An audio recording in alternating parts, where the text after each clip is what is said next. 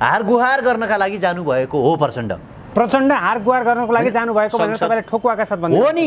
संसद पुनर्स्थापना गरिदिनु पर्यो, यहाँ हामीलाई लुट्न दिनु पर्यो हजुर भनेर जानुभएको हो, होइन भने उहाँले चाहिँ प्रष्टीकरण पार्नुपर्छ। होइन, प्रचण्डले राजनीतिक भेटवार्ताको कुनै पनि कार्यक्रम छैन भनेर उहाँको प्रेस सल्लाहकारले भन्नुभएको छ। उहाँको प्रेस सल्लाहकारले के भन्यो त्यतातिर जाने कि जुगलले सुन्नुहोस् न, उहाँको प्रेस सल्लाहकारले के भन्यो, उहाँ आफैले के भन्नुभयो, केपी ओली आफैले के भने, अनि उहाँहरूले भनेको सबै कुरा मान्नुपर्छ भन्ने हाम्रो के ग्यारेन्टी छ, लिखित छ?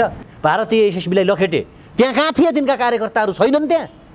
अनि भोलि त्यो ठाउँका नागरिकले कुन मुखले चाहिँ यिनीहरूलाई भोट हाल्ने, कुन एङ्गलबाट भोट हाल्ने, कञ्चनपुरको दोधारा चाँदनीका नागरिकले कसरी मत हाल्ने यिनीहरूलाई? अनि तपाईँ भन्नुहुन्छ यहाँ चाहिँ केपी ओलीले यो भन्यो, प्रचण्ड बाबुरामले यो भन्यो, ओलीले यो भन्यो, देउवाले यो भन्यो, माधव नेपालले यो भन्यो, यो सब झुटो हो। भ्रमको खेती गरेर राख्नु भएको छ, झुटको खेती गरेर राख्नु भएको छ। विश्व दुनियाँको भूगोलबाट हेर्नुभएका सम्पूर्ण नेपालीहरूलाई म हार्दिक नमन व्यक्त गर्न चाहन्छु। भ्रष्टाचारीहरूलाई मृत्युदण्ड यो शब्द सुन्यो भने सिंहदरबार र बालुवाटारका शासकहरू पिसाब फेर्लान् कट्टुमा। भ्रष्टाचारीहरूलाई हामी सत्तामा आउने बित्तिकै छानबिन गरेर संविधान संशोधन गरेर मृत्युदण्डको व्यवस्था गर्छौँ। आदरणीय दर्शकबिन, पछिल्लो राजनीतिक घटनाक्रममा केन्द्रित भएर आज हामी गहन रूपमा अध्ययन गर्नेछौँ। आज हाम्रो बीचमा युवा विद्यार्थी हेमराज थापा हुनुहुन्छ। पुष्पकमल दाहाल प्रचण्ड पूर्व प्रधानमन्त्री यति बेला भारतको यात्रामा हुनुहुन्छ। आफ्नो धर्मपत्नी सीता दाहालको उपचारको क्रममा उहाँ भारतमा भइरहँदा कतिपयले यो भारत यात्रालाई राजनीतिक कोणबाट पनि हेरिरहेका छन्। देशमा सङ्कट उत्पन्न भइरहँदा पूर्व प्रधानमन्त्री पुष्पकमल दाहाल प्रचण्डको भारत भ्रमणले अथवा भारतमा राजनीतिक भेटवार्ताले कुनै भूमिका खेल्ने छ वर्तमान नेतृत्वमा? आज हामी यावत विषयमा केन्द्रित भएर गहन रूपमा अध्ययन गर्नेछौँ। हाम्रो बीचमा युवा विद्यार्थी हेमराज थापा हुनुहुन्छ। युवा विद्यार्थी हेमराज थापालाई कार्यक्रममा हार्दिक स्वागत छ। धन्यवाद, नमस्कार। अब अहिलेको राजनीतिक गतिरोधलाई तपाईँले कसरी हेर्नुहुन्छ? पुस 5 पछि जब संसद विघटन भयो तब अहिलेको अवस्थामा साँच्चीकै सङ्कटको समाधान नभेटिएकै हो अहिलेको दिनसम्म आइपुग्दा? तपाईँ र हामीले लङ टाइम अन्तर्क्रिया गऱ्यौँ, लामो समयसम्म हामी छलफल पनि गर्दै आइरहेका छौँ। विशेषतः यसलाई इन्टरभ्यू भन्दा पनि हामी छलफलको रूपमा, डिस्कसनको रूपमा लगाउँ। र हामीले सुरुदेखि भन्दै आएको कुरा के हो भने चलन चल्तीका अहिलेका कुनै पनि दलहरूले समस्याको समाधान गर्न सक्दैनन्, देशको विकास गर्न सक्दैनन्। यिनीहरूसँग त्यो किसिमको क्षमता, त्यो किसिमको नलेज, त्यो किसिमको क्यापासिटी छैन, भिजनरी लिडर छैनन्। त्यसकारण यिनीहरूबाट देशले निकास पाउला, देशको विकास होला, देशमा समस्याको समाधान होला भनेर तपाईँ र हामीले सोच्यो भने त्यो बालुवामा पानी हाल्नु बराबर हुन्छ। अहिले त तपाईँले देखिसक्नुभयो यो कपिलको comedy night with Kapil flop गरिदियो नेपालका खड्ग ओलीले। मुन्द्रेको कमेडी क्लब हेर्न छोडे मान्छेले, सकिगयो नि हेर्न छोडे। तपाईँ टिकटकतिर जानुहोस्, केपी ओलीका टुक्काहरू मात्रै आउँछन्। त्यसकारण यो किसिमको एउटा देशको प्रधानमन्त्री जस्तो मान्छेसँग देशलाई विकास कसरी गर्ने? सेन्स अफ ह्युमर भएको प्रधानमन्त्री भनेर चित्रित गरिएको छ नि त। कसरी सेन्स अफ ह्युमर भएको प्रधानमन्त्री भयो? कोरोनाले मान्छेले जब गुमाएका छन्, अर्थतन्त्र खस्किँदो छ, विद्यार्थीहरू कोठा भाडा तिर्न पाइरहेको छैनन्, जसको विदेशबाट पैसा आउँथ्यो त्यहाँ गुमाएका छन्, भारतबाट पैसा आउँथ्यो त्यहाँ गुमाएका छन्, सामग्रीहरू नपाएर अनि त्यो पैसाले यहाँ मान्छे पढ्थे, कोठा भाडा तिर्थे, त्यो पाइरहेको छैनन्। भनेको मतलब कि कोरोनाको कहरबाट, कोरोनाको पीडाबाट गुमेको अर्थतन्त्रलाई कसरी माथि उकास्न सकिन्छ भन्ने बारेमा अहिले छलफल र बहस हुनु पर्थ्यो। रोजगारीका अवसरहरू कसरी सिर्जना गर्न सकिन्छन् भन्ने कुरामा छलफल र बहस हुन सक्नु पर्थ्यो। तर छलफल र बहस कहाँ भइरहेको छ भने कसले कोमाथि कति आरोप लगाउने, कसले कोमाथि कटाक्ष पोख्ने, कसले कति बढी मासु भात खुवाउने, कसले कति गाडी पेट्रोल बढी भर्ने, कसले कति झन्डा बढी देखाउने भनेर अहिले चाहिँ झन् प्रधानमन्त्री तपाईँको चाहिँ रातारात कमेडी गरेर बसिराख्नु भएको छ भने त्यस्तो प्राइम मिनिस्टरलाई चाहिँ तपाईँ र हामीले सेन्स अफ ह्युमर भएको प्राइम मिनिस्टर भन्न स्विट हुन्छ त? प्रधानमन्त्री केपी शर्मा ओलीबाट देशले निकासा खोजिरहेको छ। कसैले पनि न प्रधानमन्त्री केपी शर्मा भोट लिएर फेरि म त्यो उहाँको दिवा सपना हो, उहाँको दिवा सपना हो, उहाँको काल्पनिक सपना हो। नेपालको युवाले उहाँको सपनामाथि अब पिसाब फेरिदिनेछन्। 120 यो कुरा बुझ्नु कुन एङ्गलबाट आउँछ भने उहाँ कुन मुखले अबको 2.5 वर्षमा चुनाव मत माग्न जानुहुन्छ जनतासँग? उहाँले पानी जहाजदेखि रेल, हावाको बिजुलीदेखि कोठा कोठामा खाना, चुल्हाका ग्यासका पाइपलाइनसम्मका सपनाहरू बाँडेर पूर्व पश्चिम रेलका कुराहरू चाहिँ जनतालाई बाँडेर 2.5 वर्षमा संसद विघटन गरेर 2.5 वर्षमा आफ्नो मृगौला मात्रै फेरेर 2.5 वर्षमा आफ्नी महारानीलाई कारपेट मात्रै दिएर करोडौँका गाडी किनेर 2.5 वर्षमा जन्मदिन मात्रै बनाएर नेपालभन्दा बाहिर मान्छेलाई उपचार गर्न पठाएर कोरोनाका बेला विभिन्न अनैतिक क्रियाकलापहरू गरेर तपाईँको चाहिने गोकुल बास्कोटादेखि नारायण काजी श्रेष्ठसम्मलाई यतिदेखि ओम्नीसम्मलाई करोडौँ भ्रष्टाचार गर्न दिएर फेरि म जनताको बिचमा भोट माग्न जान्छु, जनताले मलाई पत्याउँछन् अनि म चुनाव जित्छु, फेरि चाहिँ जनतालाई ढाँट्छु भन्ने उहाँले त्यस्तो किसिमको कुतर्क गैर सपना पालेर हुन्छ। चौतर्फी रूपमा घेराबन्दी गरेपछि नयाँ जनादेशको लागि प्रधानमन्त्री जानु त्यो नकारात्मक हो। सुन्नुहोस् न, चौतर्फी रूपमा घेराबन्दी कसले गर्यो? तपाईँले गर्नुभयो? प्रचण्ड र माधव मैले गरेँ। त्यो उहाँहरूको कमजोरी हो नि, त्यो त नेकपा थियो त। हामीले नेपाल कमिसन पार्टी हो, यो नेपाल काण्ड पार्टी हो भन्दाखेरि हामीमाथि कारबाही गर्ने त्यो पार्टी त गलत थियो त। अनि एउटा देशको प्राइम मिनिस्टरसँग त्यो किसिमको क्षमता घेराबन्दी कसले गरिरहेको छ भन्ने थाहा नपाउने, कहाँ विकास भइरहेको छैन भन्ने थाहा नपाउने, सिमाना कसले लुटिरहेको छ भन्ने कुरा थाहा नपाउने, अनि उसले चाहिँ मलाई गर्न दिएन भन्न स्विट हुन्छ। मैले एउटा सामान्य चाहिँ बच्चाले पेन्सिलले मलाई लेख्न दिएन भने जस्तो हो देशको प्रधानमन्त्री बन्नु भनेको। वैशाख 17 र 27 मा नयाँ जनादेशमा निर्वाचनमा वैशाख 17 र 27 मा चुनाव हुँदैन पहिलो कुरा हैन, हुन्छ भनेर भनिसक्यो। कोले भन्यो? केपी ओलीले त पानी जहाज पनि ल्याउँछु भनेका थिए, उनले हुन्छ भनेर हुन्छ। उनले त रेल ल्याउँछु भनेका थिए, उनले त खानाको चिन्ता नमान्नुहोस् खाना दिन्छु भनेका थिए। रेल पनि आयो, पानी जहाज पनि आयो भन्ने कुरा त छ नि त। फेरि कहाँ आयो? त्यत्रो तामझामका साथ आयो कहाँ भने कहाँ छ? नेपालको कतिजना नागरिक टिकट काटेर रेलमा चढिरहेका छन्? कति किलोमिटर लामो रेलमार्ग बन्यो नेपालमा? कतिजनाले रोजगारी पायो? यो कुरा बिर्से खड्का ओली लकडाउनमा कतिजनाले आत्महत्या गरे, कतिले रोजगार गुमे थाहा छ? नेपालको जिडिपी कतिले घटेको छ थाहा छ खड्का ओलीलाई? नेपालको अहिलेको पर क्यापिटा इन्कम कतिले घटेको छ थाहा छ? गफ हान्ने केपी ओलीले जे भन्यो त्यो कुरा पत्याउने। तपाईँ मान्नु होला केपी ओलीलाई गडफादर मान्नु होला, मान्दैनौँ। तपाईँ पत्याउनु होला केपी ओली चुनावमा आउँदैछन्, हामी भोट हाल्छौँ, झन्डा बोक्छौँ, फेरि पनि त्यही सही पनि एक मै पनि उही भन्ने गीत गाउँछौँ, अनि चाहिँ मासुभात बाँड्छौँ, यहाँ भटाभट युवाहरू भोट हाल्छन् भन्ने कुरा अब नपत्याउँदा हुन्छ। केपी ओलीलाई जमानत जफत हुने गरी हराइन्छ। मैमा त गाउनु भयो नि त तपाईँले। कहिले गाएँ? कुन मैले त्यो दिन पनि तपाईँ र मैले चाहिँ त्यति बेला पनि तपाईँ र मैले के गरेका थियौँ भने अन्तर्वार्ता लिएका थियौँ, सुन्नु होला, रिप्ले गर्नु होला। 20% काम भयो, 80% काम बाँकी छ। केपी ओलीको राष्ट्रवाद नक्कली पनि हुनसक्छ भनेको थियो, हुँदा हुँदा नक्कली देख्यो राष्ट्रवाद। आज त लिपुलेख लिम्पियाधुरा कालापानीमा कसको सेना छ? कसले परेड खेल्दैछ? हुँदा हुँदा अस्ति इलामको पशुपति नगरमा जङ्गे पिलर यताको पिलर यता सारिरहेका थिए, मिसिङ पिलर भनेर। त्यहाँका दिदीबहिनीहरूले गएर मुखतोड जवाब दिए लखेडी दिनेहरूलाई। हिजो मात्रै कञ्चनपुरको दोधारा साँधनीमा एउटा मान्छेलाई रातिको 7 बजे गोली हानेको छ, घुँडाभन्दा मुनि 16 वर्षको युवकलाई। कहाँ छ केपी ओलीको राष्ट्रवाद? किन गाउनु पर्यो केपी ओलीको महिमा? राष्ट्रवादको भर्याङ प्रयोग गरेर, राष्ट्रवादको जग हालेर, राष्ट्रवादका बुका भाषण दिएर, राष्ट्रवादको व्यापार र बिजनेस गरेर, राष्ट्रवादलाई लिलाममा बोलेर सिंहदरबार र बालुवाटारको यात्रा गर्ने केपी ओलीले आज पशुपतिनगरका नारीहरूले चाहिँ के गरिरहेका छन् हेर्न सक्छन्? कञ्चनपुरको दोहोरा साँधनीमा कसरी गोली हानेको छ? वर्तमान सरकारले काम गर्न नसकेर जनता सामु प्रधानमन्त्री जानुभयो। अब नयाँ जनादेशका साथ जनताको हातमा हो, जनता सामु उहाँ जानुभयो, ठिक छ। चुनाव हामी लड्छौँ, उहाँले हामी 120 सिट कब्जा गर्छौँ, बहुमत ल्याउँछौँ, 50 लाख मत ल्याउँछौँ भनेर त्यो दिवा सपना, त्यो नक्कली बिजुली, नक्कली रेल, नक्कली पानी जहाज, नक्कली विकास, नक्कली खानाका गफ बाँड्न आयो भने जनताले लखेड्छन्। अब बुझ्नुभयो नि? युवाहरू एक हुँदैछौँ, हामी एक भयो, हुन लागिसक्यौँ होइन? यो कुरा भयो, तपाईँलाई हामीले राख्यौँ। मार्केटका जति पनि अभियन्ताहरू छन्, युवाहरू छन्, जति पनि देशप्रेमी युवाहरू छन्, सबै एक ठाउँमा आउँदैछौँ।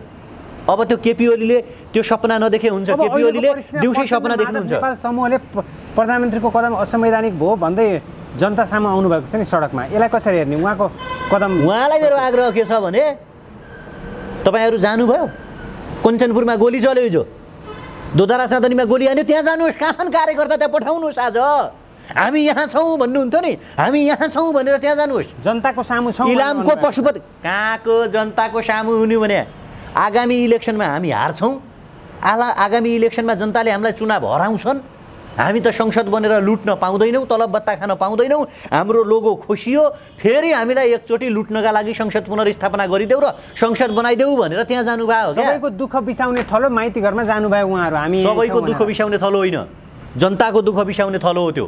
हामीले उनीहरूलाई माइतीघर मण्डलामा बस्लान्, माइतीघर मण्डलामा आएर नाटक देखाउलान्, तमासा गर्लान् भनेर जनताले मत हालेर सिंहदरबार र बालुवाटार पुगाएको होइन। जति बेला हामी कुलमान घिसिङको पुनर्नियुक्तिका लागि माइतीघर मण्डलामा थियौँ त्यो बेला हाम्रा घुँडाभन्दा मुनि हानेर चाहिँ हामीलाई अपाङ्ग बनाउन खोजियो। त्यो बेला हाम्रा साथीहरूका टाउका फुटे, लात्ताले हानेर बीच सडकमा बब्लु गुप्ताहरूलाई, मनिष तपाईँको चाहिने मानवहरूलाई चाहिँ त्यहाँ प्रहार गरियो। त्यो बेला उहाँहरू कहाँ हुनुहुन्थ्यो? गोविन्द केसीको अनसन्ताका कहाँ हुनुहुन्थ्यो? लिपुलेख लिम्पियाधुरा र कालापानीको पक्षमा आवाज उठाउँदा कहाँ हुनुहुन्थ्यो? एमसिसीको विरोध गर्दाखेरि उहाँहरू कहाँ हुनुहुन्थ्यो? अनि आज हामी यहाँ छौँ भन्ने हिजो इलामको पशुपतिनगरमा त्यहाँका दिदीबहिनीहरूले के गरे? भारतीय एसएसबीलाई लखेटे। त्यहाँ कहाँ थिए तिनका कार्यकर्ताहरू? छैनन् त्यहाँ। अनि भोलि त्यो ठाउँका नागरिकले कुन मुखले चाहिँ यिनीहरूलाई भोट हाल्ने, कुन एङ्गलबाट भोट हाल्ने? कञ्चनपुरको दोधारा चाँदनीका नागरिकले कसरी मत हाल्ने यिनीहरूलाई? अनि तपाईँ भन्नुहुन्छ यहाँ चाहिँ केपी ओलीले यो भन्यो, प्रचण्ड बाबुरामले यो भन्यो, ओलीले यो भन्यो, देउवाले यो भन्यो, माधव नेपालले यो भन्यो। यो सब झुटो हो। भ्रमको खेती गरिराख्नु भएको छ, झुटको खेती गरिराख्नु भएको छ र उहाँहरूले यही तरिकाले झुट र भ्रमको खेती गर्दै गऱ्यो भने उहाँहरूलाई आगामी निर्वाचनमा पत्ता साफ हुने गरी हराएर युवाहरू, विशेषतया नेपाली नागरिकहरू, स्वाधीन युवाहरू संसद भवन पुग्छन्, संविधान संशोधन गरिन्छ, यिनीहरू सबलाई जेल हाल्ने कानुन निर्माण गरिन्छ। अब संसद विघटनपछि अमेरिका लगायत देशहरूले साँच्चीकै भन्नुपर्दा नेपालको सदस्य राख्ने देशहरूले यो नेपालको आन्तरिक मामिला हो भनेको छ। प्रचण्डले यसमा असन्तुष्ट व्यक्त गर्नुभएको छ। लोकतान्त्रिक मुलुकहरूले यस्तो असंवैधानिक कदमप्रति किन चासो नराखेका होलान् भनेर भन्नुभएको छ। पहिलो कुरा के हो भने प्रचण्डजीले लोकतन्त्रको दुहाई दिनुभयो, लोकतन्त्रको कुरा गर्नुभयो। अनि लोकतान्त्रिक मुलुकमा संसद विघटन जस्तो जुन नेपालको संविधानमा नै प्रावधान छैन अथवा नेपालको संविधानमा नै त्यो किसिमको धारा छैन, उपधारा, सुन्नुहोस् न, संवैधानिक कदममा भन्नुभएको छ नि त प्रधानमन्त्री, सुन्नुहोस्, छैन भनेर प्रचण्डहरूले भन्नुभयो। तर खड्ग ओलीले के भन्नुहुन्छ भने खड्ग ओलीले आज अदालतलाई पनि मान्दैन। मलाई सही लाग्यो, मैले गरेँ भन्ने तरिकाले उहाँले कुरा गरिराख्नु भएको छ। विदेशी मुलुकहरूले पहिलो कुरा नेपाललाई सपोर्ट गर्न आवश्यक छैन है। मेरो प्रश्न कुरा हो, हेर्नुहोस्, यो अमेरिकाले, चाइनाले, भारतले यो असंवैधानिक भयो, यो संवैधानिक भयो भनिदिन आवश्यक छैन। हामी हाम्रो देशभित्रको सङ्कट समाधान गर्न सक्षम छौँ। हाम्रो देशभित्र के भइरहेको छ भन्ने कुरा हामी जान्दछौँ। यो संविधान विघटन, संसद विघटन गर्नुमा, यो संसद जनताको मतमाथि कुठाराघात गर्नुमा, जनताको मतमाथि लात्ती प्रहार गर्नुमा, संविधानलाई बलात्कार गर्नुमा जतिको हात केपी ओलीको छ त्यत्तिकै प्रचण्ड देउवाहरूको पनि छ, त्यत्तिकै अरू कुनै बाबुरामजीहरूको पनि छ। किनकि उहाँहरूले समयमै केपी ओलीलाई सही ट्र्याकमा ल्याउन सक्नु भएन, ठेगाना लाउन सक्नु भएन। र केपी ओलीसँग हारेका मान्छेहरूले, केपी ओलीसँग नसकेका मान्छेहरूले, केपी ओलीको फेकिज्म, केपी ओलीको कमेडीपना, केपी ओलीको नस्लवाद, केपी ओलीको जङ्गबहादुरीय प्रवृत्तिको अगाडि घुँडा टेकेका माधव नेपाल, प्रचण्ड, देउबा, बाबुरामहरूले चाहिँ अब यो गर्छौँ, ऊ गर्छौँ, यहाँ गर्छौँ, त्यहाँ गर्छौँ, यस्तो गर्छौँ भन्न आवश्यक छैन। सरासर केपी ओलीसँग लड्ने, केपी ओलीको नक्कली फेकलाई चाहिँ तह लगाउने, केपी ओलीको अराजक राजनीतिक चरित्रलाई चाहिँ ठिक ठेगानामा लगाउने युवा भनेको हामी हो। त्यो बाटोमा हामी छौँ। नेपालभित्र नेपालको लोकतन्त्रलाई रक्षा गर्न, नेपालको जनताको सार्वभौम सत्तालाई रक्षा गर्न, नेपालको स्वाधीनतालाई रक्षा गर्न, नेपाली नागरिकहरूको विकास र समृद्धिको सपनालाई चाहिँ साकार पार्नका लागि हामी सक्षम छौँ, हामी तयार छौँ। त्यसकारण अरू देशले सपोर्ट गर्छन् कि गर्दैनन् त्यो उनीहरूको पाटो हो। हामी हाम्रो देशको चाहिँ तपाईँको चाहिँ लोकतान्त्रिक व्यवस्थालाई, हाम्रो देशको नागरिक सर्वोच्चतालाई, हाम्रो देशको नागरिक तपाईँको चाहिँ राष्ट्रिय स्वाधीनतालाई र हाम्रो देशको हरेक डेभलपमेन्ट र विकासलाई चाहिँ अगाडि बढाउन हामी सक्षम छौँ। केपी ओलीले सके कि सकेनन्, प्रचण्डले सके कि सकेनन्, देउबाले सके कि सकेनन्, बाबुराम र माधव नेपालले सके कि सकेनन्, त्यो एउटा बाटो हो। डेट एक्सपायर मान्छेहरू, तपाईँको चाहिँ सकिसकेका मान्छेहरूबाट आश गर्नु, उनीहरूले राम्रो गर्लान् भनेर सोच्नु चाहिँ गलत हुन जान्छ। अब अहिलेको परिस्थितिमा जसरी राजनीतिक गतिरोध उत्पन्न भइरहेको छ, यो अवस्थामा प्रचण्ड पनि भारतको यात्रामा निस्किनु भएको छ आफ्नो धर्मपत्नीको उपचारको लागि। कतिपयले यसलाई राजनीतिक कोणबाट पनि हेरेका छन्, राजनीतिक भेटवार्ता हुन सक्ने सम्भावना त्यो आकलन गर्न सकिन्छ। एब्सोल्युटली देशको एक्स प्राइम मिनिस्टर भइसकेको मान्छे भारत गएपछि त्यहाँ राजनीतिक भेटघाट हुँदैन, र एजेन्ट्सहरूलाई उहाँले भेट्नुहुन्न भन्ने कुराबाट चाहिँ हामीले टाढा रहनु हुँदैन। एउटा एङ्गल र म एउटा अर्को एङ्गलबाट तपाईँलाई व्याख्या गर्छु। सीता दाहाललाई शीघ्र स्वास्थ्य लाभको कामना छ। हामीले भनेको के हो भने हाम्रो कुरा उहाँले बुझिदिनु पर्छ। उहाँ दुईचोटि प्राइम मिनिस्टर भइसक्नुभयो, केपी ओली दुईचोटि प्राइम मिनिस्टर हुनुभएको छ नेपालमा। हामी के चाहन्थ्यौँ भने सीता दाहाल लगायत नेपालको कुनै पनि नागरिकको उपचार नेपाल सरकारले नेपालभित्रै गर्ने व्यवस्था गर्नुपर्थ्यो। त्यस्ता किसिमका हस्पिटलहरू विस्तार हुनुपर्थ्यो, भ्रष्टाचारलाई शून्यमा झाडिनु पर्थ्यो, उच्च हाई इक्विपमेन्टहरू, उच्च स्तरीय प्रविधिहरू, संसारका लेटेस्ट टेक्नोलोजीहरू जुन हेल्थ सेक्टर सम्बन्धी छन्, अस्पताल सम्बन्धी छन्, नेपालमा इस्ट्याब्लिस गरेर नेपालको हरेक नागरिकले नेपालभित्र चाहिँ उपचार गर्ने व्यवस्था पाउनु पर्थ्यो नि त। प्रचण्डको श्रीमती पो तपाईँको चाहिँ सीता दाहाल हुनुहुन्छ। एक सामान्य नारी, एउटा आमाको कोणबाट उहाँलाई सिम्प्याथी छ। होइन अथवा सहानुभूति छ, उहाँलाई तपाईँको चाहिने चाँडो निकोस्, चाँडो ठिक होस् भन्ने कुरा हाम्रो तर्फबाट छ। तर अर्को एङ्गलबाट के हो भने प्रचण्डको वाइफ हुनुहुन्छ रपोसिता दाहालले भारतमा उपचार पाउनुभयो, त्यो ठाउँमा नेपालको आम नागरिकलाई राखेर हेर्दाखेरि, तपाईँ र मलाई राखेर हेर्दाखेरि हामी उपचार गर्न सक्छौँ कि सक्दैनौँ? नेपाली जनताको जिम्मा कसले लिने हो? नेपालका नागरिकको जिम्मा कसले लिने हो? आज वीर हस्पिटलमा एउटा पूर्जा काट्नेका लागि, एउटा सिटामोल पाउनका लागि कति मान्छेले सहकस बेहोर्नुपर्छ, त्यस्तो टिचिङमा कति मान्छेलाई दुःख भइरहेको छ भने आज प्रचण्डको बुढी हुँदैमा, कोही अर्को केपी ओली हुँदैमा, कोही अर्को मान्छे हुँदैमा राष्ट्रको स्रोत साधन दोहन गरेर, राष्ट्र जनताले तिरेको करबाट मस्ती गरेर उनीहरू पो रातारात तपाईँको चाहिँ उपचार गर्न विदेश जान्छन्। तर नेपालको नागरिकले, आम नागरिकले, हामीले के हाम्रो लक्ष्य के हो भने, हाम्रो उद्देश्य के हो भने नेपालको कुनै पनि नागरिक भोलि कुनै पनि हामीले रोजेको पात्र देशको प्राइम मिनिस्टर भयो वा प्रेसिडेन्ट भयो र उसको उपचार पनि नेपालभित्र होस्, आम पब्लिकको उपचार हुने जसरी आम अरू नागरिकको उपचार पनि ठिक त्यही तरिकाले होस्, एउटै लेभलको उपचार सबैले पाउनुपर्छ। किनकि सबै मान्छे हुन्, संविधानले सबैलाई राइट दिएको छ। अब तपाईँले सोध्नुभयो प्रचण्डको राजनीतिक भेटघाट हुन सक्छ कि सक्दैन भन्ने कुरा, एब्सोल्युटली होइन। होइन आधिकारिक कुरा, आधिकारिक स्रोतलाई त मान्नु पर्यो। आधिकारिक स्रोतलाई किन मान्ने भने आधिकारिक स्रोत त प्रधानमन्त्रीले संसद विघटन गर्यो, मान्दिने? यिनीहरूले राजनीतिक नियुक्ति गर्छन्, मान्दिने? आधिकारिक स्रोत त उहाँहरूको के हुनु पर्थ्यो भने नेपालभित्रै हामी उपचार गर्नेछौँ, नेपालमै राम्रा अस्पताल बनाउनेछौँ, नेपालको डक्टरलाई प्रोत्साहन दिनेछौँ, आम नागरिक सरह हामी जिन्दगी बाँच्नेछौँ, यो हुनु पर्थ्यो नि त आधिकारिक स्रोत त। उहाँहरूको आधिकारिक स्रोतलाई किन पत्याउने नेपालको जनताले? प्रचण्ड भारतबाट आइसकेपछि पार्टीभित्रको कलह मत्थर हुन्छ भनेर पनि आकलन गरिएको छ। यो भए पनि नभए पनि यसले कुनै फरक पार्दैन, कुनै अर्थ राख्दैन, कुनै औचित्य राख्दैन, कुनै औचित्य राख्दैन। यो मिल्नु किन पर्यो भने छिटो चाहिँ यो आउँदो जुन चुनाव घोषणा गरेको छ त्यो चुनावको खर्च केपी ओली र विद्या भण्डारी बेहोर हामी चुनाव लड्छौँ, तिमीहरूलाई हराउँछौँ, देश विकास हामी गर्छौँ क्या। चुनाव पनि हुँदैन भन्नुहुन्छ तपाईँ एकपट्टि। सुन्नुहोस् न, चुनाव केपी ओलीले गर्दैनन् भनेको कुरामा तपाईँ ढुक्क हुनुहोस्। वैशाखमा गर्दैनन्, चुनाव त हुन्छ तर वैशाखमा हुँदैन। सङ्कटकालको कसको बाबुको हिम्मत छ सङ्कटकाल लागू गर्ने? किन लागू गर्नु पर्यो सङ्कटकाल? कोदेखि केपी ओली डराएर सङ्कटकाल लागू गर्ने? शासन आफ्नो हातमा ए बाबा, प्रत्यक्ष निर्वाचित राष्ट्रपतीय व्यवस्थामा जाउँ न, जनताको मत लिएर शासनै गर्न मन छ भने राष्ट्रपतिलाई हामी त भनिरहेछौँ खुल्लमखुल्ला, नेपालका 77 जनताको मत लिउँ, प्रत्यक्ष निर्वाचित कार्यकारी राष्ट्र बनाउँ, अनि राष्ट्र प्रमुख आफै भइहाल्यो त, शासन सत्ता सबै हातमा भइहाल्यो नि। त्यो हिम्मत र दम छ, त्यो नैतिकता छ। कसका लागि सङ्कटकाल लाउनु पर्ने? कोदेखि डराओ? नेपाली सेनाले मान्छ त्यो कुरा? आज नेपालको प्रहरीले त्यो कुरा मान्छ? नेपालको जनताले त्यो कुरा स्वीकार्छन्? सङ्कटकालीय व्यवस्था यो कसैको बाउको पेवा हो, यो देश कसैको वीरता हो, जे मन लाग्दो त्यही गर्यो। कसैले संसद विघटन गरेको छ, कसैले यो गरौँ भनेको छ। तर भारतबाट प्रचण्ड आइसकेपछि प्रचण्डको एउटा हाइट फेरि क्रिएट हुनेछ भनेर त्यो आकलन पनि गरिएको। के हाइट क्रिएट हुने हो? त्यहाँ जनयुद्धको चर्चाको शिखरमा पुगेको मान्छे खस्किएर हामी यहाँ छौँ भनेर सडकमा पुगिहाले, त्यहाँभन्दा कहाँ जाने हो हाइटमाथि? एउटा मान्छे सधैँभरि तपाईँको चाहिने शिखरमा रहिरहन सक्दैन। कुनै कालखण्ड थियो प्रचण्ड भनेको क्यारिस्मेटिक व्यक्तित्व भएको, एकदम चमत्कारिक व्यक्तित्व भएको मान्छे भनेर नेपालको जनताले चिन्थे। आज प्रचण्डको क्षमता, प्रचण्डको हैसियत, प्रचण्डको लेभल, केपी ओलीको क्षमता, हैसियत, लेभल, बाबुराम देउवाहरूको लेभल, हैसियत, क्षमता नेपाली जनताले चिनेका छैनन्। के हाइट बढ्छ? देशलाई पछाडि धकेल्नका लागि इतिहास साँची छ, हामी इतिहास साँची राखेर भन्छौँ। सुरक्षित राख्नु होला यी भिडियोहरू, नेपालको युवाले कारबाही गर्न नपरोस्। हामीले बार बार खबरदारी गरिसकेका छौँ।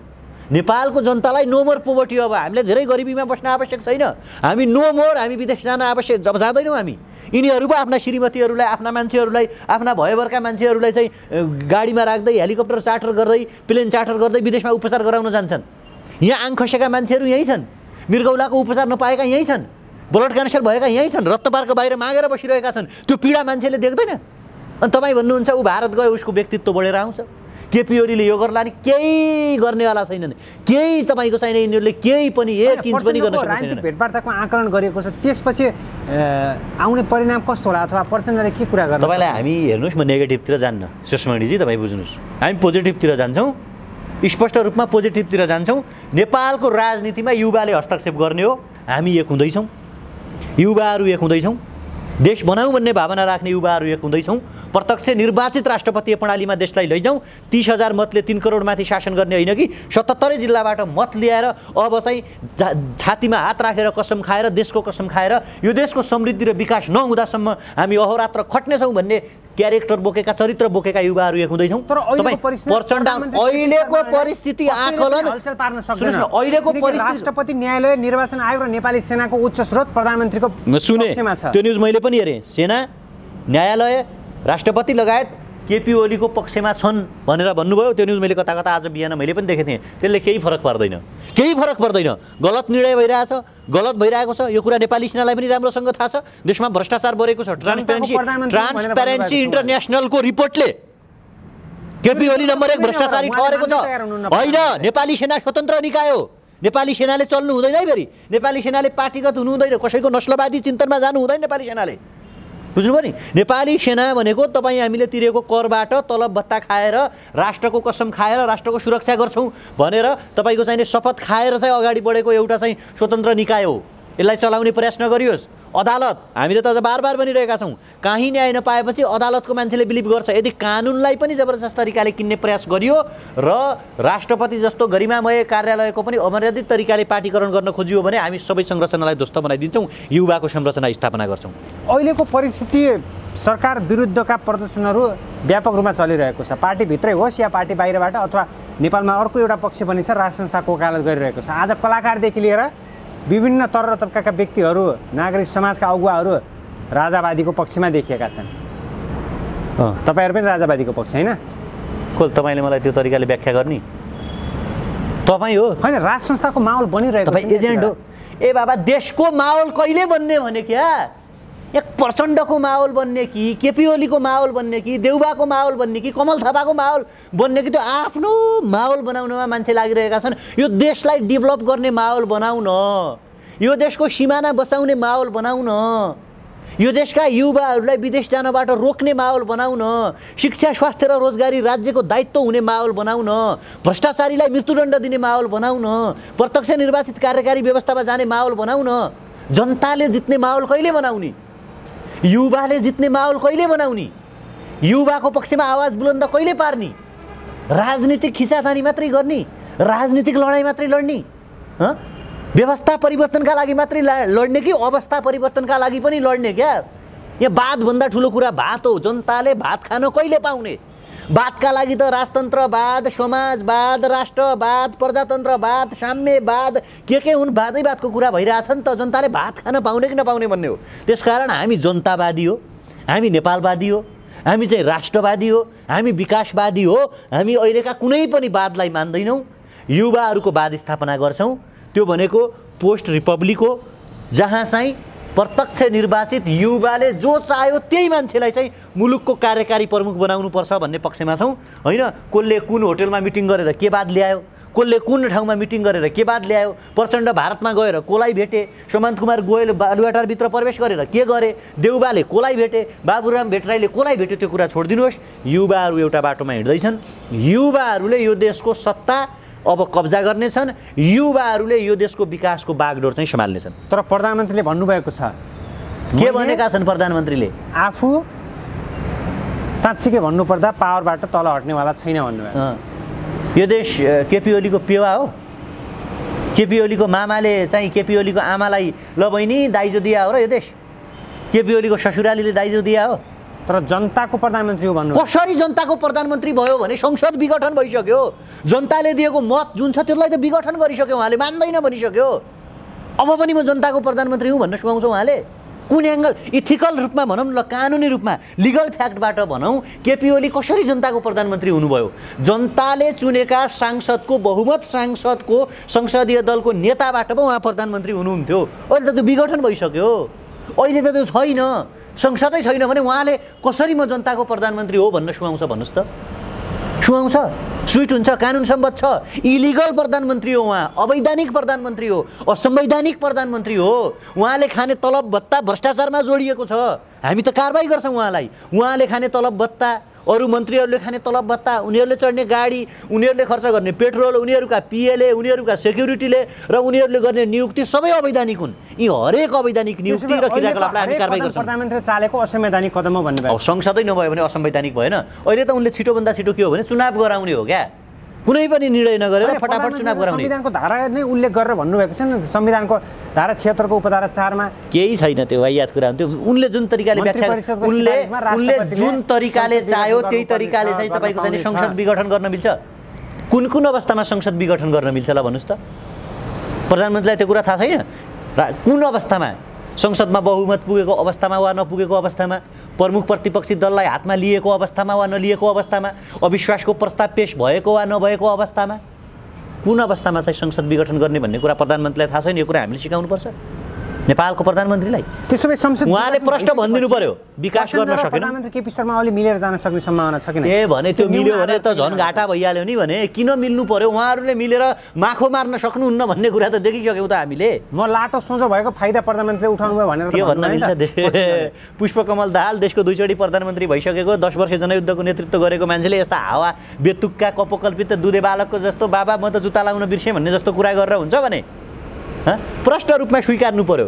केपी ओलीले, प्रचण्डले, देउबाले, बाबुरामले, माधव नेपाल, झलनाथ खनालले के स्वीकार्नु पर्यो भने हामीले जनताले बाचा गरे अनुसार काम गर्न सकेनौँ, जनताका इच्छा र चाहना अनुसार काम गर्न सकेनौँ, देश सङ्कटमा परेका बेला निकास दिन सकेनौँ, कुकुरको जसरी हामीले झगडा गऱ्यौँ, हामी मिल्न सकेनौँ, हामी नालायक हो, हामी जनताका अपराधी हो, जनता भोलि हामीलाई कारबाही नगर्नु होला, प्लिज हामीले गल्ती स्वीकार गऱ्यौँ, माफ पाऊँ हजुर भनेर सर्लक्कै सबै कुरा छोडेर ल युवा साथीहरू देश चलाउनुहोस्। यो देश भनेको मेरो मात्रै होइन, केपी ओलीले भन्नु पर्यो, यो 3 करोड नेपालीहरूको देश हो। 3 करोड नेपालीहरूको इच्छा र चाहना अनुसार हजुर हामीको पदमा बस्दैनौँ भन्यो भने उनलाई हामी कम कारबाही गर्छौँ, उनको कुरा हामी मान्छौँ।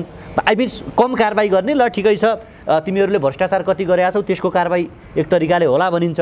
मानेन, अटेरी भयो, म संवैधानिक प्रधानमन्त्री हुँ एउटाले भन्यो, अर्कोले संसद पुनर्स्थापना गरेर मलाई त्यहाँ प्रधानमन्त्री बना भन्यो, अर्कोले चाहिँ म त दुईतिहाई ल्याउँदैछु भनेर अटेरी मूर्खको जस्तो जङ्गबहादुरको जस्तो कुरा गर्यो भने लखेटिन्छ। सिधा कुरा हो, जेल हालिन्छ। अब नेकपाबाट देशले आश गरेको थियो, त्यो आशमाथि तुसारो लाग्यो। कसले कहिले गरेको थियो? कहिले कसैले गरेका थिएन नेकपाबाट आश। आउँछ हैन शक्तिमा को? कांग्रेस। पछिल्लो 70 वर्षदेखि यो देशमा कसले शासन गरे हो? पछिल्लो 70 वर्षदेखि यो देशमा शासन गरे हैन? कांग्रेसको एजेन्डा के हो विकासको? देश विकास गर्ने आधार के? अर्थतन्त्र डेभलप गर्ने आधार के? जीडीपी बढाउने आधार के? पर क्यापिटा इन्कम बढाउने आधार के? औसत आयु बढाउने आधार के? शिक्षा स्वास्थ्य र रोजगारी सम्बन्धी कांग्रेसको कन्सेप्ट के? कांग्रेसका भ्रष्ट कांग्रेस घोषणामा त भने केपी ओलीले त के पो कुरा गरेका थियो। आज हो र 2006 सालदेखि घोषणा पत्र बनाउँदै आएन नि यिनीहरू। पत्याउने भने आज पनि नेपालको युवाले पत्याउँदैनन्। तपाईँ पनि नपत्याउनुहोस्। कांग्रेस र नेकपाका घोषणापत्र हेरेर यही हो क्या घोषणापत्र सही भनेर घरका मान्छेलाई भोट हाल्न लगाउनु होला, त्यस्तो नगर्नु होला। शेषमणिजी त्यो गल्ती हुन्छ। अलिकता फरक धारका फरक विचार राख्ने युवाहरू, परिवर्तन गर्ने युवाहरू अझ हामीलाई पनि पत्याउनुपर्छ भन्ने छैन। सर्वप्रथम आफैलाई पत्याउँ सबैजना।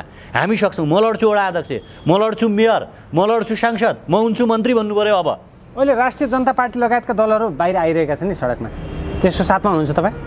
को पार्टी? सबै आछन् त। राप्रपा सडकमै छ, अर्को के अरे जनता समाजवादी पार्टी सडकमै छ, कांग्रेस सडकमै छ, माधव नेपाल प्रचण्ड खेमा सडकमै छ, केपी ओली खेमा पनि सडकमै छ। मेरो प्रश्न कहाँनिर हो भने लकडाउनको बेला कहाँ थिए यिनीहरू? जति बेला जनताले खाना पाइरहेको थिएनन्, हामी खाना बाँड्दाखेरि हामीलाई भाँटाले हानेर लखेटेर जेल हाल्यो, चामल बाँड्दाखेरि त्यो बेला यिनीहरू कहाँ थिए? अहिले यत्रो करोडौँका झन्डा सिलाउने, बाइकमा करोडौँको तेल हाल्ने, होटल बुक गरेर कार्यकर्तालाई मासु भात खुवाएर ए जिन्दाबाद मुर्दाबाद भन्न लगाउने, झन्डा उचाल्न लगाउनेहरू त्यो बेला एक एक कट्टो चामलको बोरा चाहिँ काँधमा हालेर, एक एक बोरा चामल काँधमा हालेर कहाँ कहाँ भोका छन् त्यहाँ जान सकेनन्? लाज छैन यिनीहरूलाई? त्यो बेला चाहिँ एक एकवटा मास्क बाँड्न सकेनन् यिनीहरूले? त्यो बेला सेनिटाइज बाँड्न सकेनन्? युवाहरू कति युवा हामीलाई हेर्दै हुनुहुन्छ? कमेन्ट गर्नु होला। कति विदेशमा अलपत्र परे, नेपाल लैजानु पर्यो, 3 महिना 4 महिना जागिर नपाएर एउटै कोठामा 5-7 जना युवाले चाहिँ भेडा खाँदिए जसरी बस्नु पर्यो। त्यो बेला कहाँ थिए? आज कुन एङ्गल कुन मुख लिएर सडकमा आएको? के भन्न चाहिँ के भन्न आएको भने क्या यी राजनीतिक दलका नेताहरू सडकमा के भन्न आएको हुन्, के माग गर्न आएका हुन्, कोसँग माग गर्न आउन्? त्यसो भए अबको निकास भनेको युवाबाट नेतृत्व, अबको निकास हुनुपर्छ। डाइरेक्ट इलेक्टेड प्रेसिडेन्ट, युवाबाट नेतृत्व। तपाईँ हामी कार्यकर्ता होइन, लिडर बन्ने, सचेत नागरिक बन्ने सबैजनाले। भ्रष्टाचारीहरूलाई मृत्युदण्ड यो शब्द सुन्यो भने सिंहदरबार र बालुवाटारका शासकहरू पिसाब फेर्लान् कट्टुमा। भ्रष्टाचारीहरूलाई हामी सत्तामा आउने बित्तिकै छानबिन गरेर संविधान संशोधन गरेर मृत्युदण्डको व्यवस्था गर्छौँ। शिक्षा, स्वास्थ्य र रोजगारी राज्यले जिम्मा लिने, यहाँ कोही उपचार भयो भने विदेश जाने अनि जनताले चाहिँ भोकभोकै मर राख्ने भन्ने हुँदैन।